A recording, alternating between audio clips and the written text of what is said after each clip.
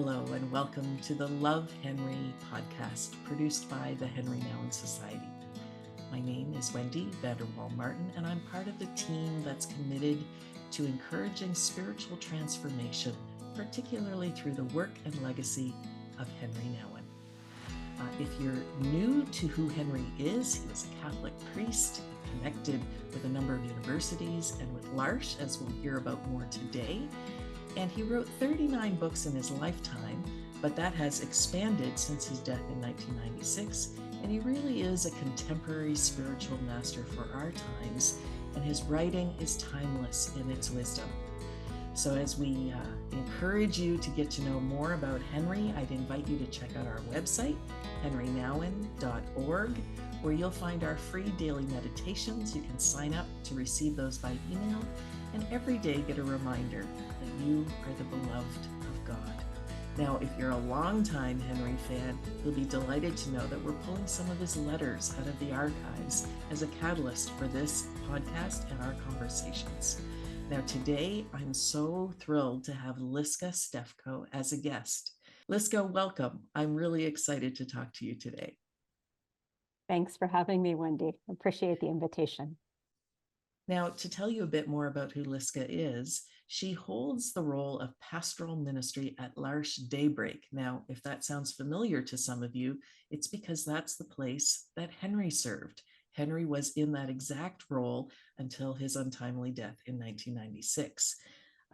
Larch is an international network of communities in which people with and without intellectual disabilities share life together.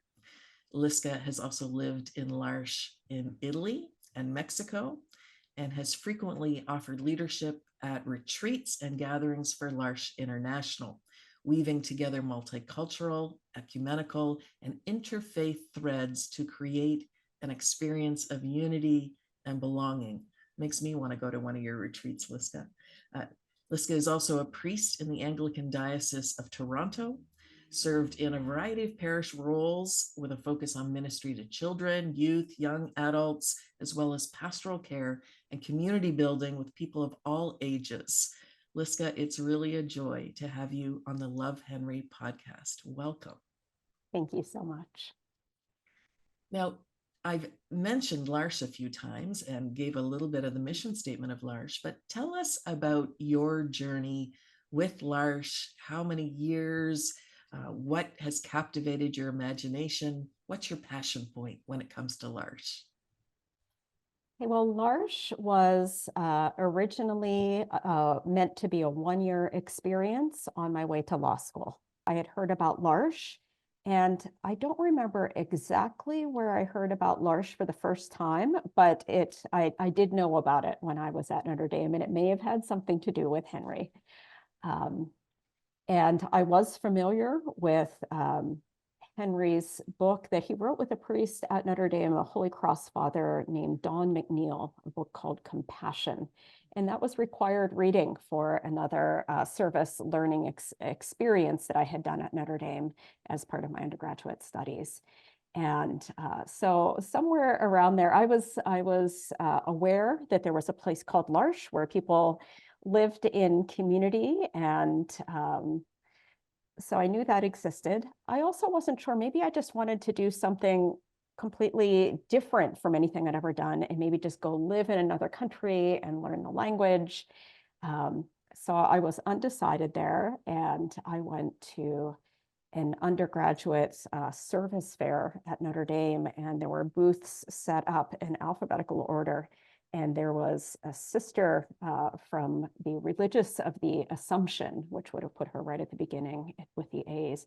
And she was wearing a pale purple habit. I have never since seen sisters wearing pale purple habits. But she said, "Honey, do you know what you're going to do after graduation?" And I said, "Well, sister, I'm undecided. Either I'm going to go to a community like Larch, or I might go live someplace wonderful that I've never been, like Italy."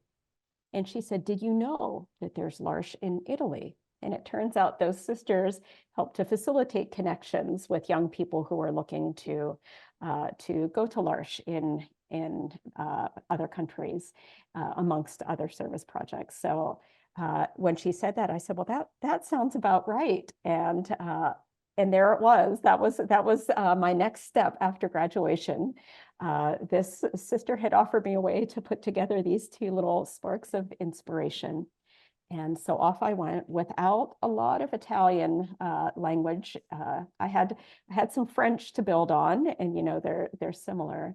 But my first experience into Larch, which I think is really important for how Larch has become a part of my life, was one in which I didn't have a lot of words. I had to pay attention to everything because certainly in my first months there, my language wasn't very strong. I think I had one semester of Italian. So I had a fair bit of comprehension, but I was slow to speak. I was slow to speak. And what that meant is that really my first direct encounter of living with people with disabilities was very much one where I was much like some of my dear friends, essentially nonverbal. And I needed to draw on all these other instincts to communicate. I needed to watch, I needed to listen. It's very humbling, right? When you don't have the words to articulate what it is that you want to be able to share.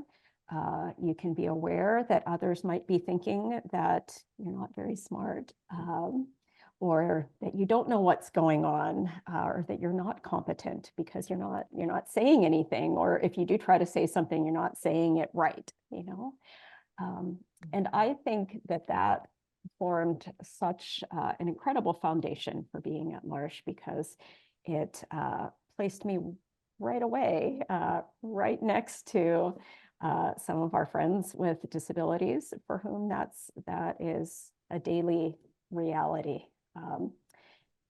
So I think that gave me a pretty solid grounding in how do you begin to enter into relationship with people who may not walk up and just strike up a conversation in terms that you might expect, right?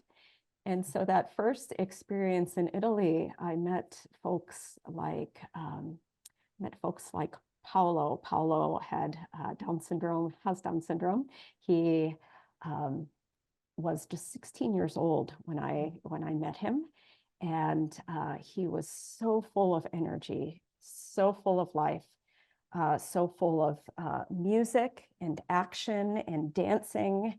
And with Paolo, he drew a playfulness out of the people around him. And that was so delightful to be called into that on a day-to-day, hour-to-hour, minute-to-minute basis of somebody turning on music and saying, let's dance. That was quite, so from Paolo, there was this whole gift of spontaneity and creativity and joy and expressiveness. I think of Armando, who was also about 14, 15 when I lived with him in Rome. And he was someone with such a stillness about him, but an authority in this stillness. He was someone who had a lot of physical disabilities, which meant that we participated pretty much around the clock in supporting him with various forms of physical care. So it required a real awareness of how his body was working, of how our bodies were working together to lift or to turn or to support him. With Armando, we needed to stay up at night with him just to listen sometimes. If he would work himself into an uncomfortable position, he might have trouble breathing. You would get him situated just so, and if he fell asleep peacefully, so did you, and you fell asleep to the sound of this kind of raspy, uneven breathing, but you sort of got used to the rhythm of that, and you fell asleep to that. And you learned to wake up to when it got quiet, When it got quiet, you might look over and you might need to help reposition him or help him sit up or help him cough a little bit. And so that required a level of embodied trust. So from Armando, I learned this kind of embodied awareness. And Sylvia was just 11 when I met her. And Sylvia has Down syndrome as well. And she has this wonderful mix of traits whereby in some ways she is very affectionate. She might grab you and just kind of pull your head right into her head, or pull herself right into your arms, or sit right close to you. Sometimes she'll do that. And other times at arm's length, she will use her hand or her arm to indicate she needs you to stand a little further away. She needs you to sit a little further away. And so with Sylvia, I learned that we needed to enter into this rhythm together. If we wanted to be in relationship together, we needed to learn how to walk alongside each other, close enough, but not too close, which is a really wonderful way to learn to be in relationship with people, right? And she was someone who called that out of the people who were with her, just to be awareness of that space between us. Was it close enough, but not too close? And we did lots and lots and lots of walking together. We spent tons of time together, and there was just this proximity in our friendship, and a real closeness and a real trust. And she was someone very intelligent, and again, nonverbal. So, you had to watch for cues from her eyes and from her facial expressions and the way she was moving or standing, moving closer, moving further away. And when I think of my experience in Larch, I think Sylvia and Paolo and Armando, among others, in that first experience of really learning to watch, to listen, to be present. And I sometimes think if I had experienced Larch in a culture closer to my own, where I could have walked in and just started telling you everything I know, I wonder if I ever would have been drawn in that same way, right? But yeah, so Larch began for me in another country, an ocean away from family and friends, in a language I didn't speak very well. Yeah, and after having been there for the 1 year, turned into 2 years. Not very long into that time, I tore up those law school applications and threw them in the dumpster behind the house. And somewhere in there also discerned whether or not I might be called to further study, to a PhD in theology, in ethics. But alongside that, I had this sense that a door was opening for me in Larch, and that it was a really important door. And that when I peered into that open door, there was a lot that was being revealed and given. And over time, the shape of that gift has changed. I've lived in more than one community, so it's taken different forms over the years. But I can still say today, there are still things behind that door to be discovered. Oh. That just sounds like a beautiful unfolding of vocation, and it draws the listener in to want to explore more about Larch. So thank you for sharing that. Now, for us at the Henri Nouwen Society, Henri is, of course, deeply connected with our relationship with Larch. But maybe you can tell us a bit more about Henri's role in your own formation. You talked about reading Compassion early on at Notre Dame, but what are some of the other ways that Henri Nouwen has been an accompanier for you?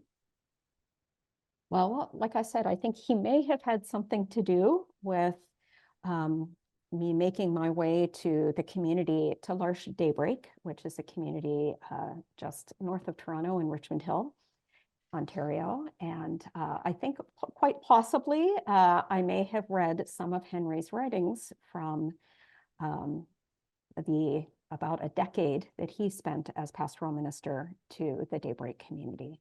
So through his writing, I became aware there was this community. And when I decided that it was time to um, leave Rome, but I still felt that I wasn't finished with L'Arche, I thought, what would it be like to just spend a couple of months, maybe just visiting a community in a culture closer to my own, a little closer to my family, closer to perhaps future opportunities for study.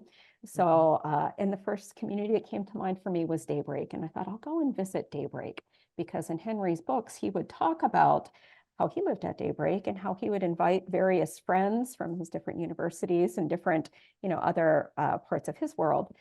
He would invite them to visit him at Larch. And I thought, well, people go and visit L'Arche Daybreak all the time. So maybe I'll go do that. And I called and asked, could I come and visit for a couple of months? And that was in the fall of 1997. And what that means is when I arrived at Daybreak, it was the community had just marked the 1-year anniversary of Henri's death. That's right. And I don't know if I would have been aware of that even at the time.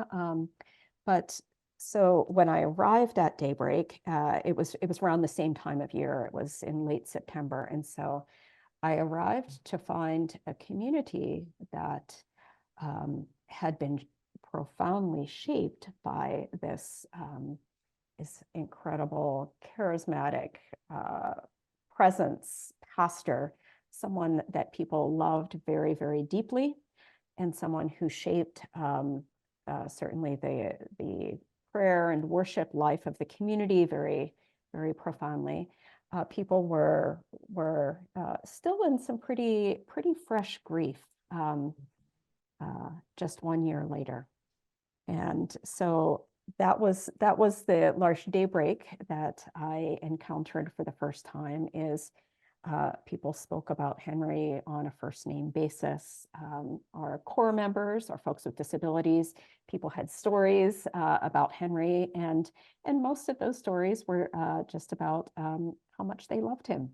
And so in some ways, my knowledge of Henri is my experience of Henri has been shaped by years of stories of people telling me what it was like to be with him. So that's kind of a fun way to encounter him. And I feel like all along in my various roles in community, and then coming into the role of pastoral minister, in which I've been serving for about 10 years now. All along, he's been there as someone who walked before, and certainly as someone who held a vision for what the spiritual life of a community, of a large community, could look like in a very concrete way. And there's a beautiful picture of Henri as you enter the building, a picture of Henri next to his dear friend Adam, who was very, very formative for him. And Adam is someone with a disability, and Henri wrote a book called Adam, speaking about his relationship with him and how Adam called him more and more to discover sort of the gifts of community, and to discover the gifts that Adam himself held for Henri. Yes, I have been to that space, and it is just it's colorful, what are it's your creative, it's it absolutely draws you into both this vibrancy and the stillness. I mean, when I was there, Karen, Pascal, and I were the only two in the building, so it was this lovely paradox of vibrancy and stillness. So I don't know if that's typically how it feels, but that was my encounter. There's some of each there. And I think maybe even beyond this space, I think I can also say something of Henri's legacy is that's what I entered into in community in terms of how the community comes together and prays. And what I understand is people felt deeply drawn into prayer, into connection with Henri. I know Henri exercised, his primary place of welcoming people into prayer was the table at Eucharist because of his vocation as a priest in the Catholic Church. That said, I also understand that he had a very expansive approach to that, and that he welcomed in people of various denominations and perhaps even faiths. And he really had a great insistence of deep welcome. I know that he had a love for the arts. And so he would bring icons or paintings and place them up front and invite people to look at them and to have a focal point for reflection. He loved music. And I'm told that that amongst his many gifts, singing was not really one of them, but sometimes he would be so enthusiastic, he would try to get people to sing together, and it was always enthusiastic, maybe a bit comical, but people would join in as well. But I think that all of those things are part of what I've inherited, what our community has inherited from Henri, because that sense, I would say, that sense of deep participation, of deep welcome, of drawing in the senses in worship, of movement, of stillness, of art, of singing, of people really engaging. All of those things are part of the life of the community as I've known it. And we've built on that in a generation since Henri's death. Mm-hmm. So. Well, at the Henri Nouwen Society, we've just actually are in the midst of preparing for our 2024 meditation series. We'll be releasing that on the Saturdays in September with Carolyn Ahrens as our guest. And the topic is a beautiful adventure, the gift of the arts in spiritual formation. There you go. So there you go. The folks who are listening, keep your eyes open for that. It will be released on our YouTube channel, and you can register for free, but we encourage people to take part in that series to, again, find that creative, vibrant way into contemplative spirituality and to a deeper life of prayer. Now, this podcast is called Love Henri because there's a book actually called Love Henri. I try to show it every time if people are excited about the letters of Henri Nouwen, but we're taking a letter each podcast episode as a bit of a catalyst for conversation. And today is no different. Today's letter is written in 1987. So I always joke that I was wearing neon colors and harem pants and headbands with very big permed bangs at the time, but from February 16th, the day before my birthday. And Henri's writing to a priest who wants to bring those living with disability into a more centered place within parish life. That's the context for the letter. So let's take a listen to what Henri had to say. Dear Father Paul, it's with great joy for me to hear about your desire to develop within your parish a place of welcome for mentally handicapped people. This letter is simply meant to be a letter of encouragement. For the largest part of my life, I have been rather unaware of the great gift which handicapped people have to offer us. Since I've been living and working at Larch, I have become convinced that every Christian community that gives part of its energy to the care of people with a mental handicap will soon discover the special graces connected with that care. After many years of studying and teaching theology, it truly has been a blessed discovery that many of the broken people of Larch have revealed more about God's love to me than much of my studying and teaching ever did. As I am trying to understand this better, I've come to realize that mentally handicapped people, first of all, teach me that being is more important than doing.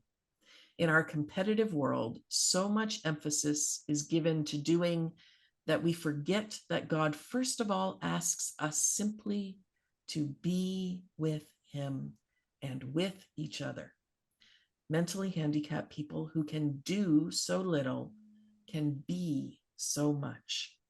During my time at Larch, I have also learned that the heart is more important than the mind. The heart is the core of our being, and it is there where the gifts of trust, hope, and love are being offered to us. Mentally handicapped people who often cannot be as mindful as others are uniquely gifted to bring us in touch with the treasures of the heart. In a world where so much attention is paid to analysis, discussion of issues, and strategies for the future, the poor in spirit offer us the hopeful message that it is from the heart that true peace and joy flow. Finally, I have come to see that people with a mental handicap have a unique call to us to community. Precisely because they are so dependent on others, they call us to live together, sharing our gifts, and form a sign of light in the midst of this world. I have been deeply impressed by how people from the most different cultures and socioeconomic backgrounds who otherwise would never have met have started to live in community because of their common desire to live with and learn from mentally handicapped people.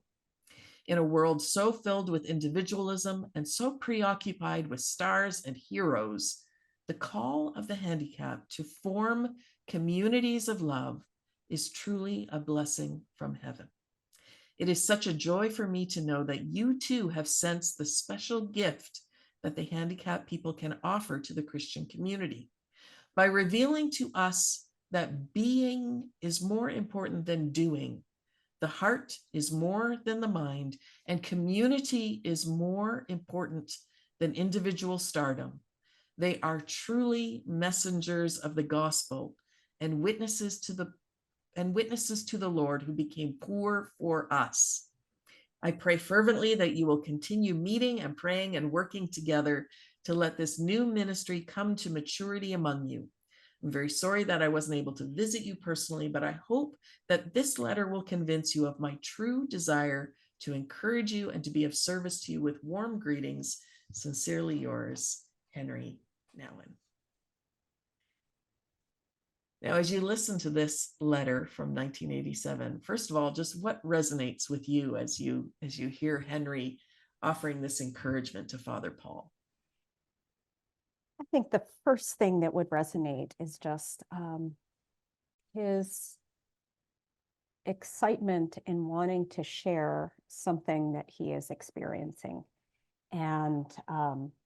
And it's interesting. This was, you said it's 1987, so I think this may have been the first year or two that he would have been living at Larch. So pretty early on, as he was living these things, and I think I hear a kind of a newness in the way he's trying to articulate this. Like he's describing something that that hasn't occurred to him before, that he hasn't encountered before. That's something that's kind of foreign to him. So there's this, what I hear is there's an excitement. He wants to tell you about it.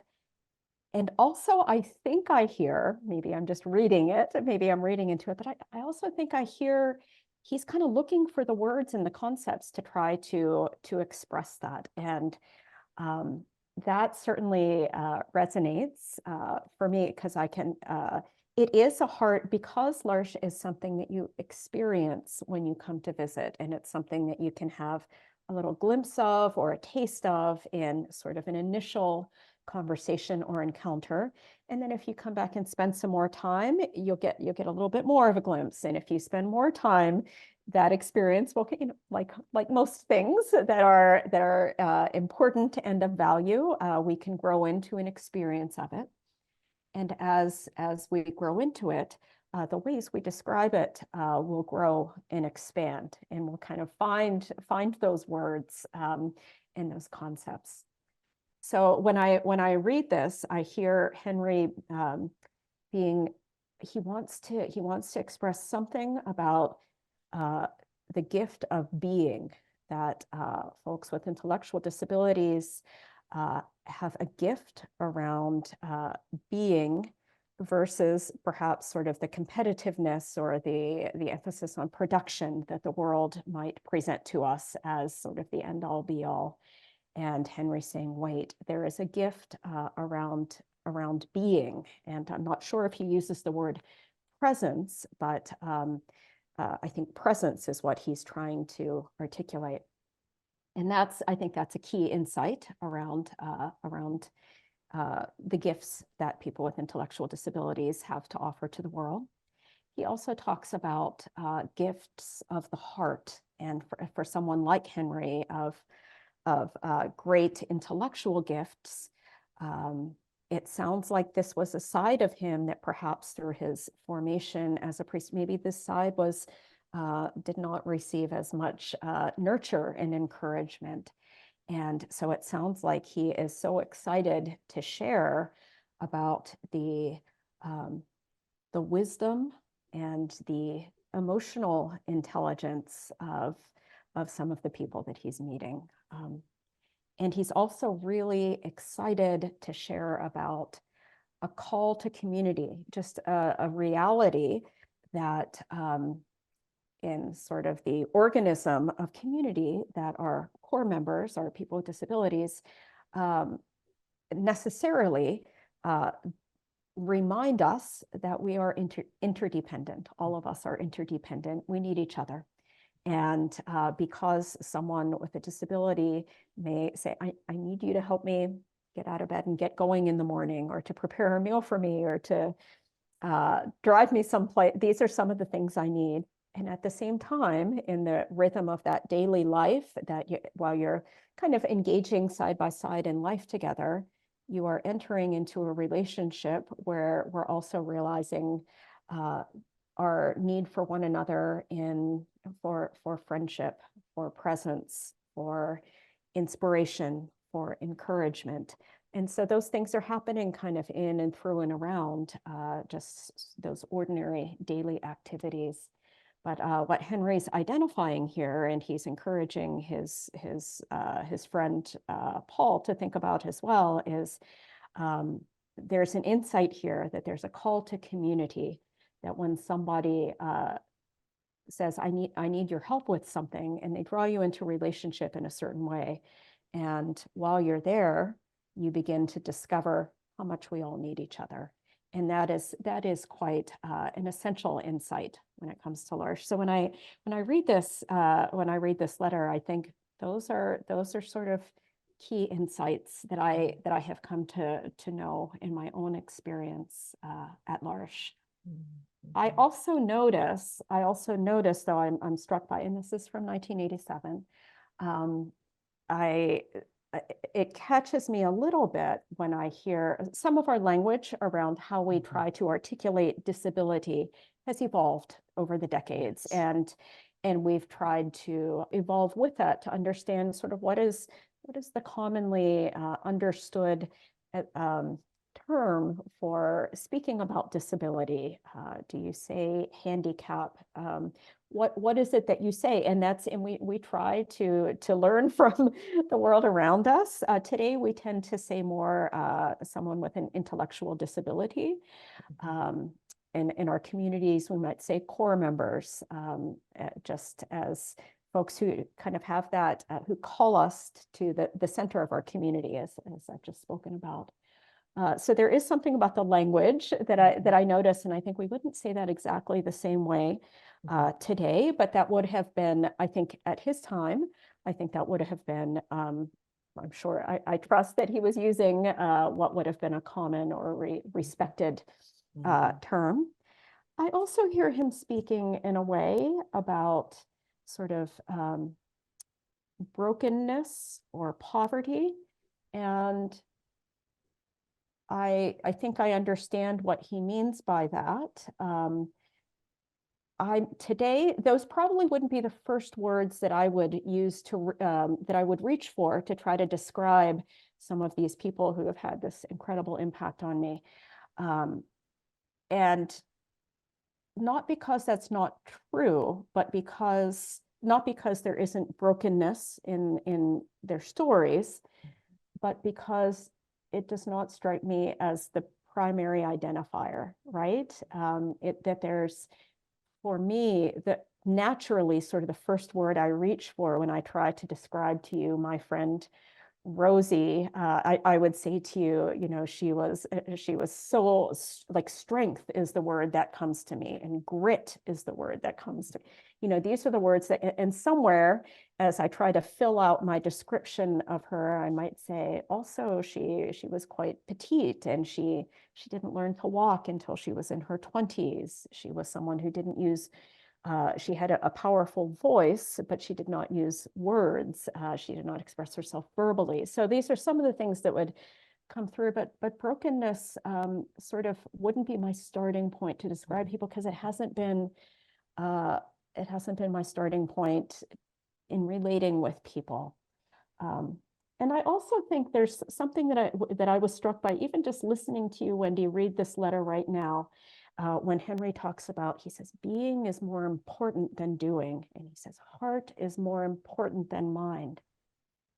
And I'm not entirely sure that I would describe it that way either. I would say that maybe what people with disabilities in our communities might teach us is something about a desire for wholeness, and an integration of mind, of heart, of soul, of body, and which might not necessarily mean sort of ranking, this is more important than that, but really for each person living in community, for each of us, growing in an inner life in which we come to an awareness of what are the gifts that we have been given of intellect, of heart, of life experience and wisdom, of physical strength and giftedness. Kind of how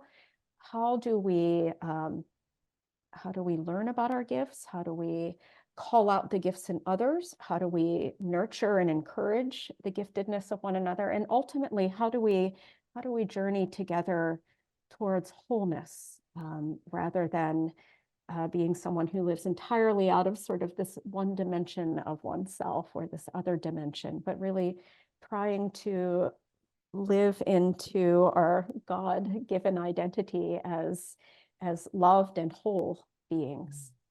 Oh. Thank you. That's so helpful.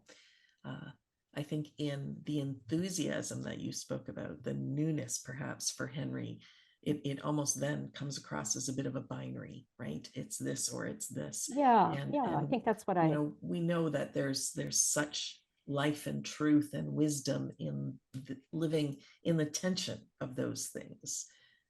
Yes, in a big way, Yeah, that tension is a good word. I think that would capture what I'm. Well, it's interesting because even as I was reading it and saying mentally handicapped, a decision has been made to not edit Henri's writing, not to update it. I suppose one might wonder where that would end, right? How often do you update it? And so we read as he wrote in 1987, and yet clearly not just language, but I think our understanding of the ways that words carry levels of power.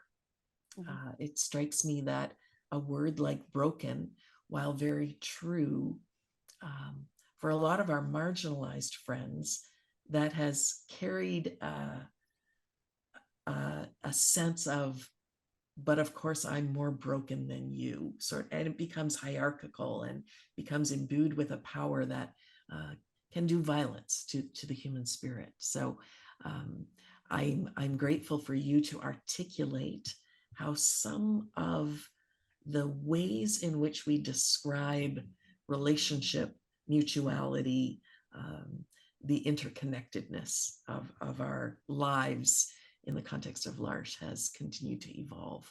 I think that's really life-giving and helpful to our listeners. So thank you. I think, thanks, Wendy. I think another thing is I was curious to see in Henry's writing, did that evolve for him? Like you talk about whether or not we would edit something posthumously. And I was curious in his 10 years or so living in community, we're reading something from the very beginning. So I went back and picked up, just recently, I picked up a copy of Adam, the book that he wrote about his friend Adam, and very much this experience of entering into relationship with Adam. And I kind of had that question, did Henry himself grow in that language and that awareness? And at least in sort of how, and what I read, I think I read in that with the way he describes Adam, there's a lot of agency in how he describes Adam and his gifts in leading him and shepherding him.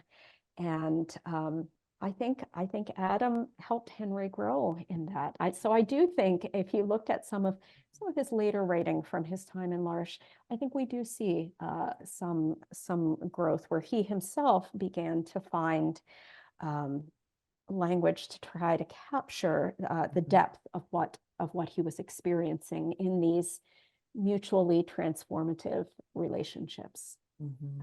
Yes. In this letter, of course, he's just a year or so away from Harvard, and the writing of Adam, the last year of his life, on his final sabbatical, and so 10 years difference or more. A lot happens in 10 years. You know, even sometimes our heroes in the faith show that we continue to grow and mature. So that's an encouragement for those of us who are still very much works in progress. So. Which I think is all of us. Is it all of us? I think it might be. Now, Larch has been around for how many years what's the anniversary date of Larch? 1964. 1960. Oh, so it's a big year. It's 60 years in 2024. That sounds about right. I'm terrible at math, so that was a big risk. But yes. So 60 years and a lot has happened. Yep. What are some of the challenges that are facing L'Arche, not just L'Arche Daybreak, but L'Arche as a movement in 2024? And, you know, I suppose the follow-up question is, and what is the gift of spirituality in looking at some of those challenges? Okay, well, I can say that Larch is an international network of communities. We're about, I think the number is about 160 communities or projects in close to 40 countries around the world. So Larch looks a little different in each cultural context. And so I can speak from one of the 30 L'Arche communities in Canada, and this one being L'Arche Daybreak, because that's the one that I know.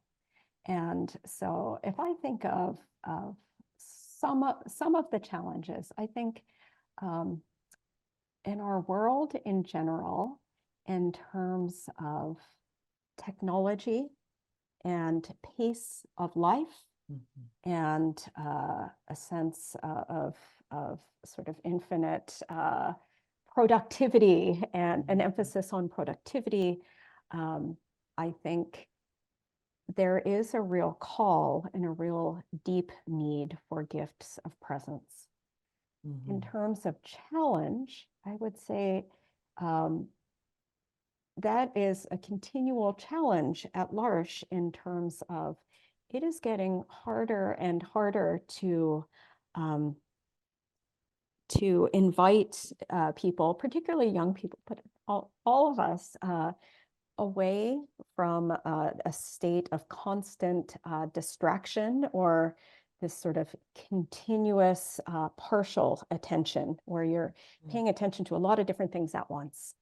And it concretely, how do we invite people to put down cell phones and to be to give ourselves completely to the task of being in front of somebody in ways that are much of our daily life is most of our daily life is so ordinary and mundane. Now, there can be great joy and great meaning and great surprise and great learning and all of those things. But much of our rhythm of day-to-day life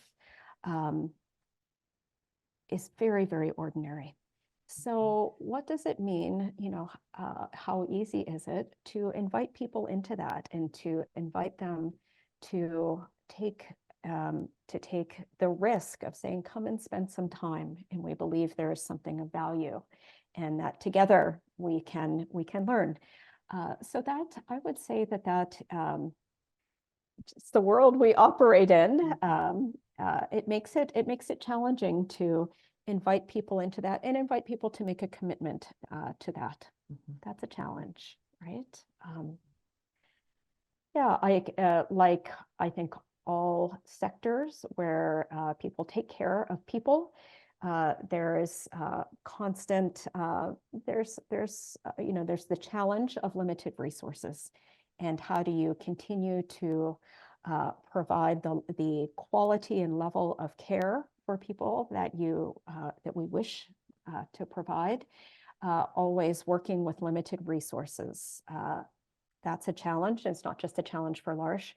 If you speak to anywhere where any form of community where people are looking to support people at the margins, they would tell you the same thing. So I would say that challenge is no different for Larch.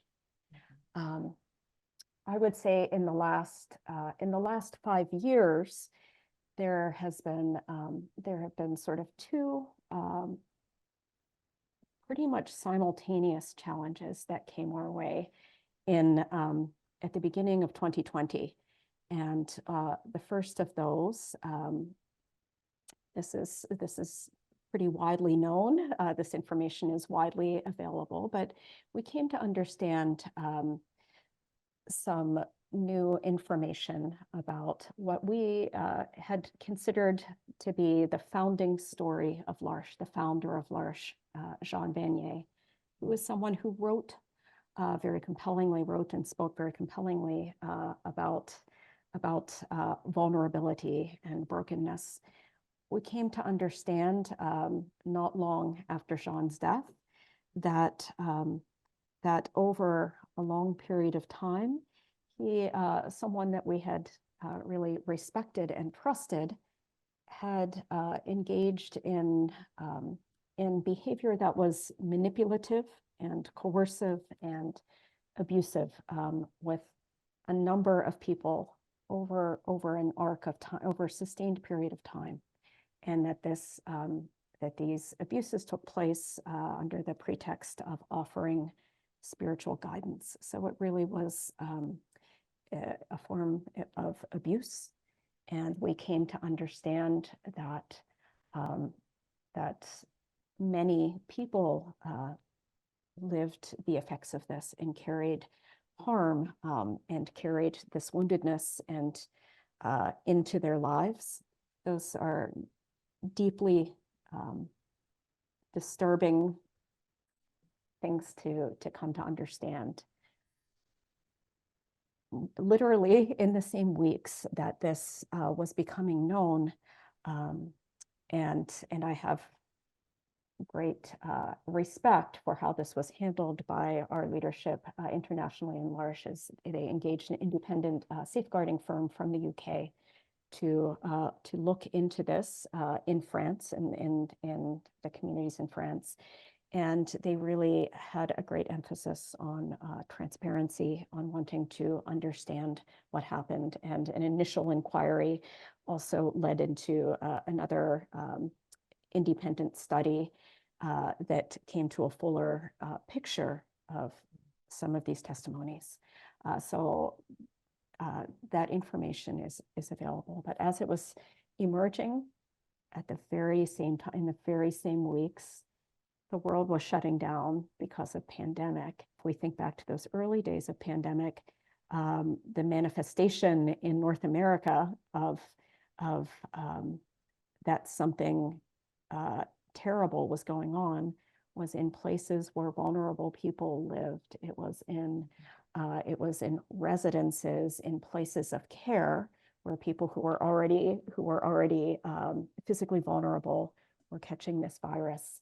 And we were hearing these terrible stories of people in long-term care in hospitals of this virus that we didn't know and that we couldn't identify, and that it was taking the lives of vulnerable people in contexts exactly like ours.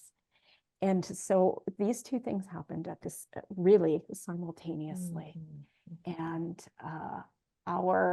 what I can say is that the pandemic immediately required us to focus completely on what is absolutely most essential in our communities, which is the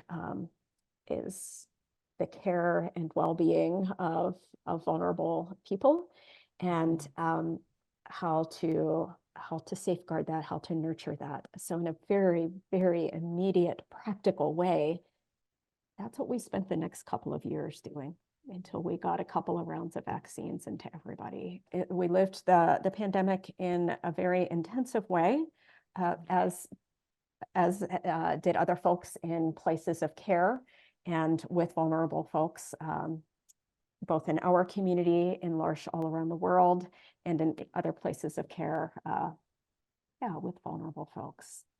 So the pandemic was being lived out, and in a way it called us, and I described that spirit of openness that Henri described that we know is important to our communities. It required us in a very concrete way to isolate ourselves, because that was what was required of us at that time. The place of the spiritual life in that, I would say that the pandemic also required us to discover new ways of being present to one another in our spiritual life. So, for example, we were no longer gathering together around a table for Eucharist or gathering in the same room for worship. Like most things, we went online. And when we did that, what we began to explore a little more deeply was how do we make we would use some words on a screen so people could follow along, and we would use images. We have a treasure trove of images of artwork that core members from our community and other communities around the world have done. So what would it look like to take our scriptures and set them alongside artwork drawn by our own community members, painted by our own community members? And does that bring us to a whole new awareness of the scripture? How do we simplify the language of the scriptures so that it can be read by our core members? How do we shape our prayers so that they're just a really simple call and response so that everyone can participate? And so we kind of needed to fumble our way around on Zoom to find these things. When it came time that we could safely be in a room together and say, gosh, let's get back in the same room together. And we realized that we had actually learned some things, and that our goal was not to go back to the way things were. We realized that we had we needed to learn our way into a new way of praying. And in this way, core members really could lead in a really concrete way from start to finish, in a way that they don't lead in Eucharist, even participating very fully. We learned that there are things that we can do around language and art that render our services even more welcoming and more inclusive. And we learned that I think a truer reflection of who we are as a Larch community today actually I think our most common spiritual ground is in sharing our stories, reflecting on our lived experiences, um, celebrating one another in important moments in threshold moments, big important moments, and also in small moments. Rituals of welcome and rituals of sending and blessing,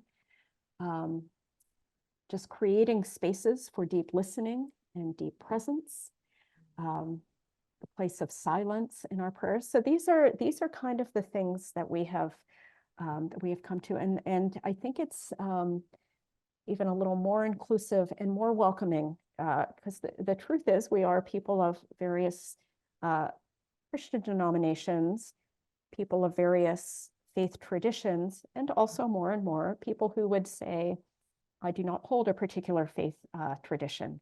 And so how do we gather all of these people together in a way that we can be together, celebrate one another, encourage one another?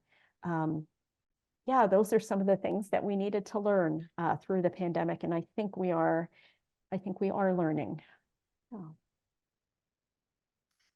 Thank you. It strikes me that there's that you'll be unpacking the learning from that season for some time to come. That a Very deep much so. reflection of Very much so. What experience brought you through those years. So thank you for connecting some of those dots, and I know that those who had to do some type of similar learning to you will appreciate the reflections you've shared.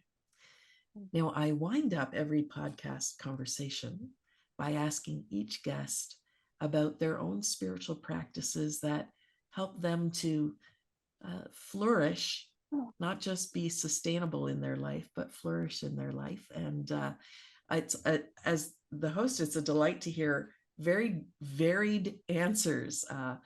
It brings such creativity and possibility to those who are listening. So, Liska, what helps you to flourish in your spiritual journey?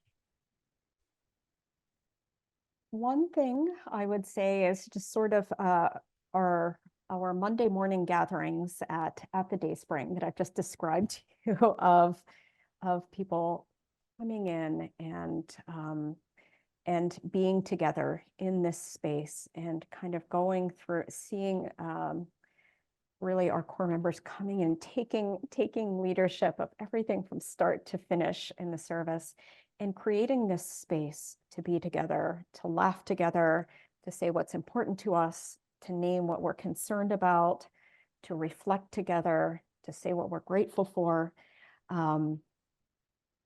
It's a little bit wacky of a space in some ways. It's a little unpredictable, and all we can really do is kind of set up the space and kind of try to foster and encourage and listen and then receive as to what gets lived into it, right? So, but those Monday morning gatherings are really nourishing and encouraging. Once a month, we have an evening prayer, sort of a Taizé style prayer with few words, and it's meant to be contemplative space.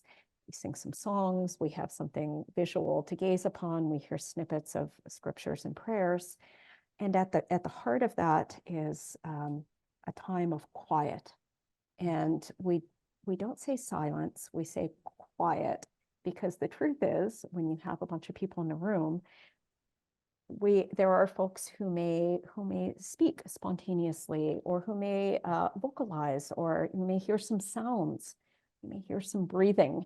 So it's not complete silence, but it is a spirit of stillness and quiet. And more recently, we've sort of taken a practice of holding about a silence of about 7 minutes in the center of that. And if you can imagine our community of all manners of people coming together and sitting down and trying to be quiet together for 7 minutes. In some ways, it can be a little bit comical, and sometimes there are just these bursts of laughter because something funny happens. But I remember a physician friend coming and taking part in something similar some years ago. And she came out of that time and she said, silence. And I said, well, it's not really silent, is it? And she said, no. But she said, as doctors, we use a stethoscope to listen for breathing sounds, for life sounds. And she said, and that's what I heard. I heard the life sounds of the community in that quiet space. And I thought, oh, that's what as a doctor, you listen for life sounds, and that's what she heard in that silence. So I would say our community gatherings, I would say the place of silence in that. I would say I receive daily reflections from the Center for Action and Contemplation, meditations by Richard Rohr and other authors that are other theologians, authors, teachers, activists who are part of that organization. And I would say that's been pretty formative for me. And that's part of a sort of a daily discipline. There's always a little something. And teaches us to live in a now that is always imperfect, and teaches us to hold together things that seem on the surface to be incompatible and impossible. And I think that's really so at the heart of spirituality in L'Arche, is holding together all kinds of different experience and viewpoints and starting points, intention, as you have said. So that word "and" is really important. I would say gratitude is a really important practice. One of the ways we live that in our community is we have, instead of a sermon time where we reflect on scripture, we'll read a passage together, and maybe we'll launch a little theme or a little story.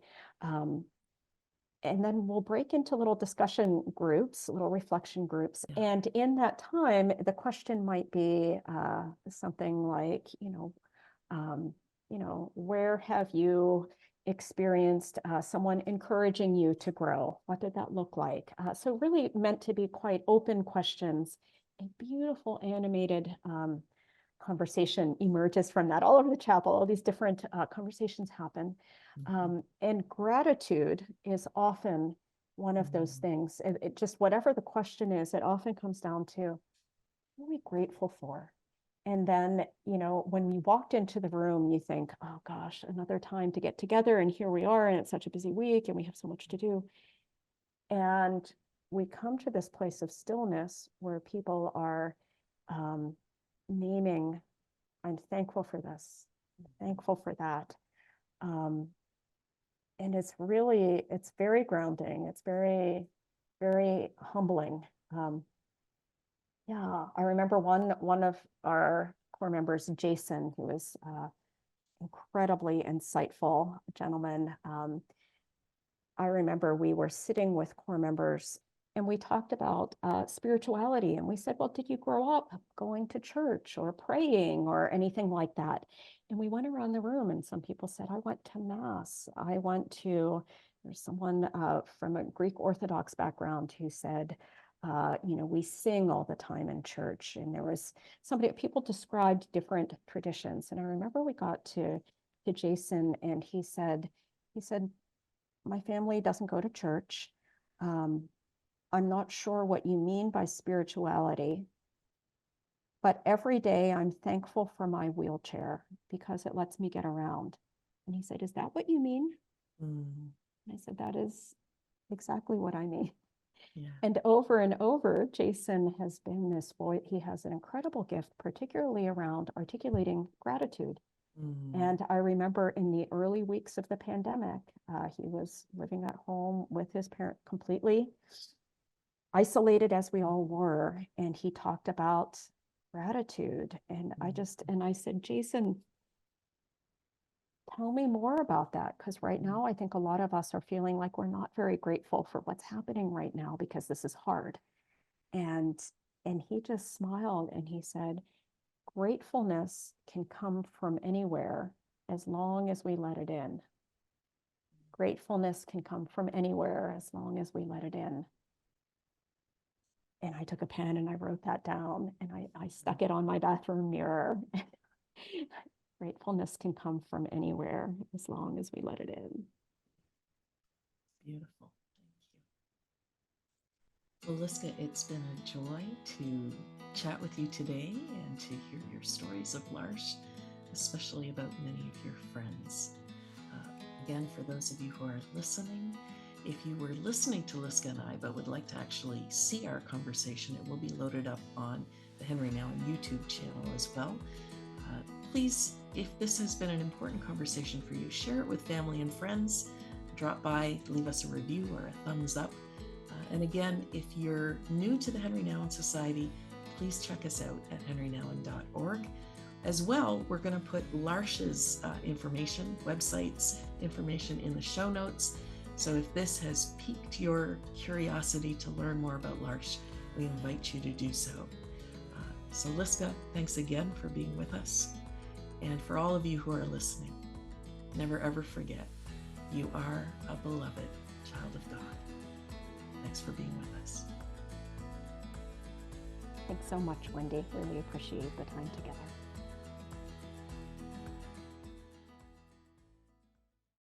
If you've been enjoying the Love Henri podcast, let me encourage you to consider doing two things. First, subscribe to our YouTube channel. And secondly, we'd be so grateful if you would consider donating to the Henri Nouwen Society so that we can continue to offer free resources to encourage people all around the world in their spiritual journeys. Head over to henrinouwen.org to subscribe and donate today. Thank you so much.